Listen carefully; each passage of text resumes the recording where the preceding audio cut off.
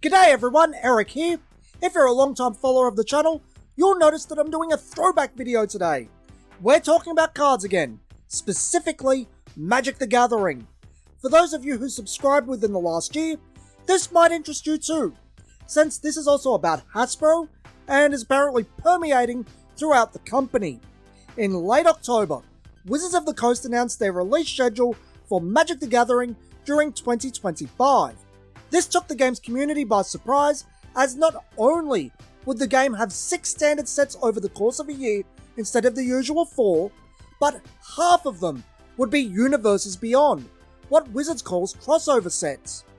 The history of crossovers in Magic the Gathering is one of caution and gradual creeping to where we are today. It started in 2019 with a promotional, non-legal My Little Pony set called Ponies, the Galloping. Also the forerunner to Secret Layers, Ponies was seemingly a product performing market research first and foremost. In mid-2020, this would expand into legal cards with Ikoria, Lair of Behemoths. This set would include a subset of cards featuring the Godzilla IP, except they weren't functionally unique. Instead, they would be reskins of other cards within the Ikoria set. Between the silver border pony cards and the Godzilla reskins, Wizards was seemingly saying, look, if you don't like the crossover cards, you don't have to use them. The functionally unique ones aren't legal, and for the ones that are legal, there are alternatives. This attitude would change, however, later in the year with Secret Layer The Walking Dead. These were functionally unique cards, not reskins of other Magic cards, and were legal in legacy formats, such as Vintage and Commander. This was quite controversial to say the least. Not only was it a limited release item, meaning get it while you can, but it had potentially disastrous ramifications for the game. What if the cards were good? What would that mean for Commander and Vintage? What if they were popular? What does that mean for Magic going forward? People were joking that Magic would come to resemble a Japanese collab game such as Vice Force, summoning SpongeBob to battle Darth Vader. If only they knew. Evidently it was popular, as the product line would continue to this day, but also evolve. Replacing the core set in 2021, Wizards would release a crossover with Dungeons & Dragons, Adventures in the Forgotten Realms. This one isn't so notable or controversial, as Magic has a history with D&D, and they are similar IPs. Interestingly though, it wasn't a Universes Beyond product. The big change would commence in 2023 with The Lord of the Rings Tales of Middle-earth. This was a proper draftable set, printed straight into Modern. While controversial in its own right due to some creative decisions, it was an incredibly popular set, one of their best performing. I think this is in part due to The Lord of the Rings and Magic also being similar IPs, Magic drawing from Dungeons & Dragons, which draws from The Lord of the Rings, but it also told Wizards all they needed to know. This product type performs well. Now we are where we are. Licensed sets are taking up half of the year's product, and will be printed straight into Standard. What people feared when The Walking Dead was first announced has come to pass. Magic is becoming a collab game. Given the reactions I've seen online, I suspect the following is a nuclear level hot take. Wizards of the Coast is doing the right thing from both a creative and business perspective. I know it's a hard thing to hear, but bear with me. There is something of a reoccurring theme among people much more experienced with Magic than I am, the Gen 1ers of Magic. This belief that Magic has morphed into a radically different IP to the one that they played as children. Creatures became more important, the game became faster, the focus on Planeswalkers, then Commander, effect bloat, the visuals in terms of both the card frame and the card art. It's always the same arguments, even for people who I know have never interacted. There has to be some truth to it.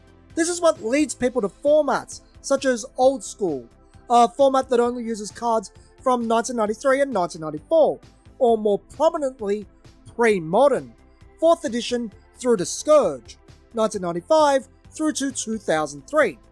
I think it's great that people have divorced themselves from the continuous need for new product and just stick to what they enjoy, conserve what they love, what Magic was to them, and not what it became. But I want to talk about precisely that. I want to talk about what Magic became. Those older players also talk fondly about the ongoing storyline of Magic with the Weatherlight crew and the original setting of Magic the Gathering, Dominaria. What Magic was as an IP, its original identity, the story that seemingly ended in 2004 with 5th Dawn. Wizards has produced some sets that return to Dominaria and reintroduce characters from that era, but they're sparse, and for nostalgia purposes. Magic isn't really about those concepts anymore. There became a trend in Magic set design to become something of a theme park. Magic's take on a certain concept or theme. Arguably this starts with the first expansion way back in 1993 Arabian Nights, but I think in the more modern context, the seeds were laid for sets like Innistrad, Thunder Junction, and Duskmourn with Kamigawa, a feudal Japanese themed block back in 2004. This is just part of Magic's identity gradually shifting to what we have today, but I'd argue it's the most important one as it shifts what Magic is spiritually, the feel, the soul as it were. The mechanical changes are of course very important in shifting the game, and you have sets like Time Spiral to blame for that.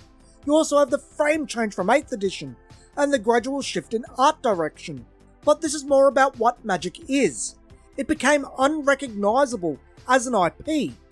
Is Magic a high fantasy romp descendant from the Lord of the Rings? Or is it about Mesoamerican Dinotopia versus conquistador vampires? It's about the latter now.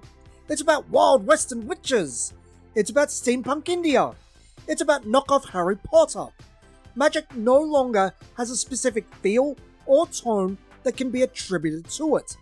Magic has been rendered as just a series of game mechanics. This is where we finally get to Universes Beyond. Collabs are great when they work out. Not only do you have the base audience, who might buy more if they like the IP you licensed, but the IP itself brings in its own audience. Provided everything works out for you, you could have a very successful product on your hands, which evidently Wizards of the Coast did back with Ponies the Galloping and Secret Lair the Walking Dead. For all the complaints about the latter, Wizards would have the financial data to back up their decisions. The Lord of the Rings is the proof in the pudding. But I want to take a step back to my comments on what Magic became with the theme park set design, with Planeswalkers taking us to different themes. Why?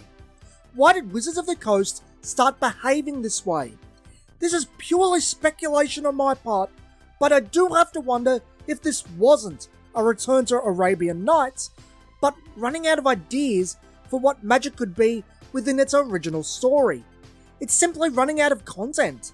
Kamigawa and similar sets are Wizards disconnecting from the old where they can, to create new settings where new ideas can be expressed, concepts that couldn't be done before, with the side effect of changing the Magic IP at its very core.